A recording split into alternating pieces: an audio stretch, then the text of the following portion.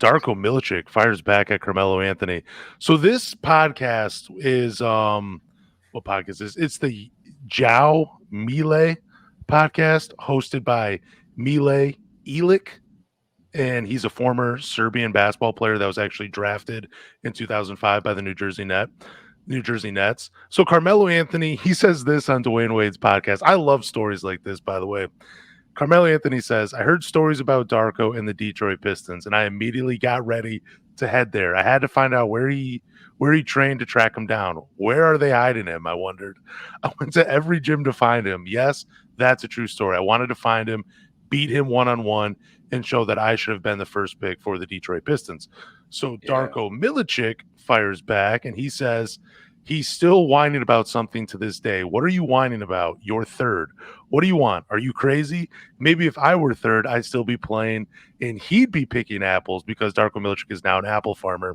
And he says, I heard he was after me, but I didn't see him. I have no idea. If he wanted, he would have seen me. He would have found me. He knew where I was. Those are their gangster stories, like I was looking for him to show him. What do you want to show me? I heard his emotions got the better of him. He needs to calm down pronto. So what are your immediate thoughts when you hear those words from Darko Milicic? Zach, what are your immediate thoughts when you hear that? Man, we just keep pulling this out of the grave, aren't we? I know. Like, what the heck? Man, dude needs to make some cider and just chill out, bro. Like, you were a bust. Your only one fan is Lance Caporossi in Michigan. Like, it's about it. Like, it's a publicity thing. But if Carmelo's gonna go against anyone and say anything, Darko Milicic is the last person you want to attack. What does he have to gain or lose in a situation? You're attacking a guy that works on a farm, bro. Like, it's said and done. It's over. Like, it's not something that needs to be brought back up. Like, even I wish we could go back in time and be like, hey, like, let's not do this. Let's get someone else. I wish that was a thing, but it doesn't matter anymore. It's all under the bridge. The fact that it's still brought up to this day when that draft was years and years and years ago, I don't think it needs to be really talked about anymore. Yeah, real quick. So he spent $8 million on his apple farm, and he produces over 10,000 pounds of fruit per year, according to Thank you for ESPN. that stat. Yeah, I just wanted to throw it out there, dude. He's not just on a farm picking apples. He has an entire farm, and he rides Johnny horses Appleseed. on it. Yeah, dude.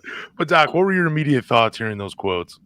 I gotta go to work tomorrow, man. It's like, I don't even want to. I mean, it's like, really, man. Like, Carmelo, you have 3 gold medals. LeBron's gonna pass you this summer or whatever. Ty, you just be happy, man. You're a Hall of Famer. I don't know. I hate to.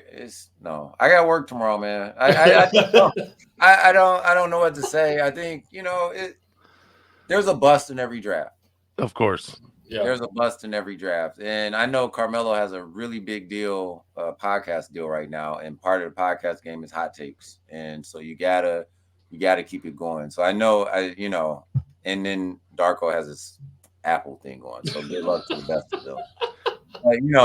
Carmelo, I listen to his podcast because he drops some gems every now and then, some truth things. But I don't try to look too much in because he has I'm sure he's getting paid well for that. I assume. I don't know. Maybe he'll be like, Joe, I'm not getting paid anything. But they do a good job of flashing his Jordans every episode. So I'm sure that's wrapped up in there somehow too.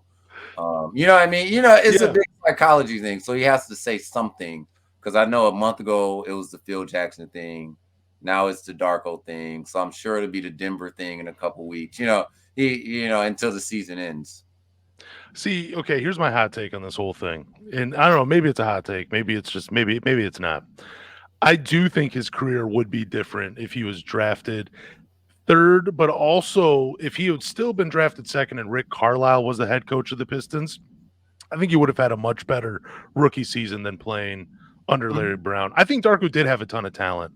I mean, I don't think he would have been a Hall of Famer or even an All-Star, but I do think he could have actually been a player for the Detroit Pistons. Because if you watch his draft videos and you watch some of the highlights, there was quite a bit of skill. Even Rasheed Wallace has talked about this. Yeah. I think Darko Milicic would have been much better especially if he had played under Rick Carlisle, because he was more of a finesse player. He liked to shoot jumpers. He liked to put the ball on the floor a little bit, show off the athleticism. And Larry Brown was having none of that. So I think it would have been different if he had played for another coach. And I don't think Carmelo Anthony's picking apples if he was drafted second overall by the Detroit Pistons, but I will.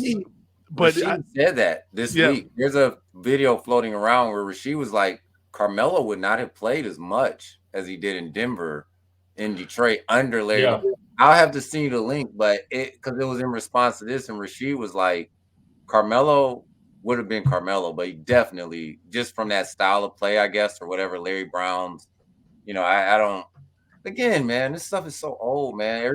But there's a point to this. So Larry Brown was the Team USA coach that offseason. There were 3 rookies that played for Larry Brown on that Team USA that won bronze: LeBron James, Dwayne Wade, Carmelo Anthony. Mm-hmm. Out of the 3 of those, Dwayne Wade played the most minutes. Carmelo Anthony barely got off the bench under Larry Brown. I don't think he would have played big minutes. I think he would have been forced to play Carmelo Anthony in Detroit by Joe Dumars and Bill Davidson at some point. But Larry Brown, he was a tough coach on rookies. And I don't think Carmelo Anthony has the rookie year he does in Detroit. Now, if you're talking about drafting him in like 2010, 2011, 2012, when the NBA kind of went to smaller lineups, he probably would have started alongside Ben Wallace at the 4 spot, but I think coming into that 03 draft, they really loved Tayshaun Prince. They were weak at the 4 spot. They saw Darko and the talent he had. I really think the answer should have been Chris Bosh. I really think if we're really going to redraft, Dwayne Wade would be the number 2 pick over Carmelo Anthony anyways, because I think Dwayne Wade, I think that's why Joe Dumars drafted Rodney Stuckey, was to try to bring, get a different version of Dwayne Wade. But anyways, that's for a different conversation.